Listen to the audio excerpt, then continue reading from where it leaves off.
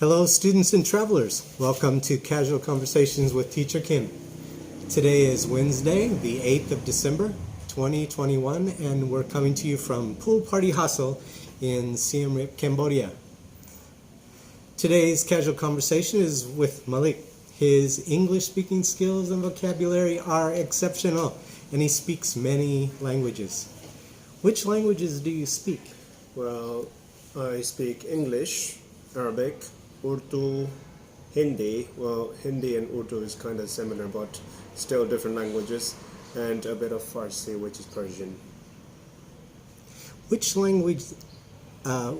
place has been your favorite place to visit or travel so far? Well, since I have only visited a couple of countries, that would be the United Arab Emirates, where I was born and raised, Nepal, Cambodia, where we are now, and Pakistan. I think the place that I have enjoyed the most was Nepal. Nepal, yeah. And why are you in Cambodia now? Well, just traveling and experiencing a country like Cambodia. I'm also traveling here with my girlfriend, so we just decided that Cambodia might be a nice place to look into, experience the culture. Sounds good. What do you like about Cambodia? Well, what I have so far liked about Cambodia is it's very unpredictable. When I flew into Cambodia, I had a certain image of Cambodia, and when I got into Phnom Penh, it only was a matter of minutes that those images in my head had to go away. It's not. I was expecting more of a poor country. It's not, and the people are very welcoming. It's very different. There's you have the suburban side and you have the countryside.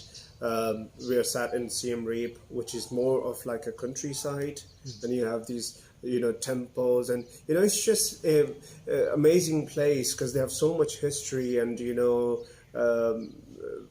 ancient civilizations used to be here. So that's amazing. That's amazing. I was interested to find out what kind of work do you do?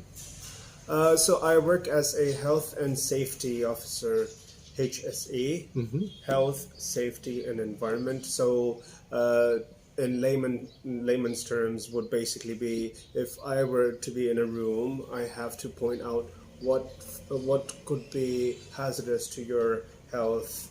Maybe it's naked wires, or maybe the floor is slippery and you could slip on it and fall down, injure yourself, things like that. So basically my job is to make sure that the people working in a certain place are safe. Nice. So please tell us about your hobbies and your interests. That's a tough question because my hobbies change from time to time, but I do like to play snooker. I enjoy playing snooker, and I, as of recently, started, bowling.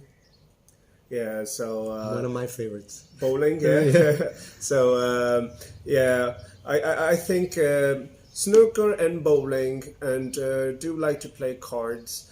Apart from that, I do like board games, and my hobbies would also include, just meeting up with random people. You never know who you meet. And the stories people. So I'm more of a. I don't know if this would be counted as a hobby though, but it's an interest, I'd say. Yeah, it's an interest. Yeah, Definitely. Yeah. And also, when I first saw you speaking with one of the people here, you were making some Muay Thai moves. Can you tell me a little bit more about that? Well, basically, so the guy, the tuk-tuk driver who took us to the temple, he was pointing out that I had good shape. Yes. I was in form. Yes. And I did say, oh yeah, I used to practice Muay Thai and kickboxing. Okay. So yeah, nothing more than that. Is English your first language? No, it's not. My first language would be, since my mom and dad are from Pakistan, is Urdu. And how did you learn English? Well, since I was born and raised in the United Arab Emirates, I went to a English-speaking school, and I had the British curriculum. So I did my O and A levels. And in general, my friends usually mostly came from the UK. My girlfriend's from Ireland. It's just, living in that atmosphere, the United Arab Emirates atmosphere. I was surrounded by English. Yes. What advice do you have for people who want to improve their English skills, like the students watching this video? Right. Okay. So, me being a bilingual, I would say if you want to learn a language or you want to master a language, you surround yourself by the people who speak it. Mm-hmm. The native speakers. So I'll give you an example.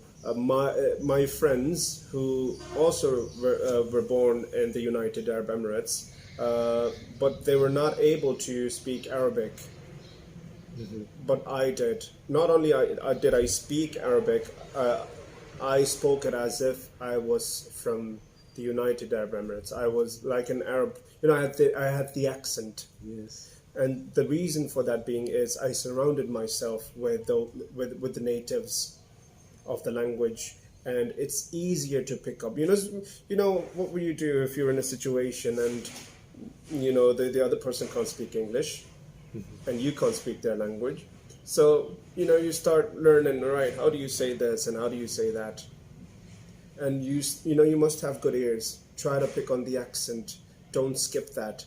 And in the end, that would really matter. So my definite advice would be to surround yourself with the language.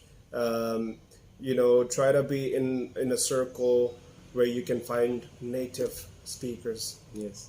That's what I did. Where will you go next in your travels? Well, we're definitely looking at Sri Lanka. Because, the time of this recording, we are in a bit of a strange, I think, global phenomenon, in this pandemic, and the world's just changed. The options are limited to where we can travel to.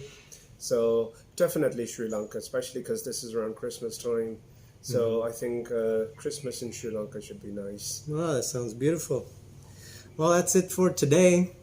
And please tell us which languages you speak in the comments section below. And Jim Ripley. Bye-bye.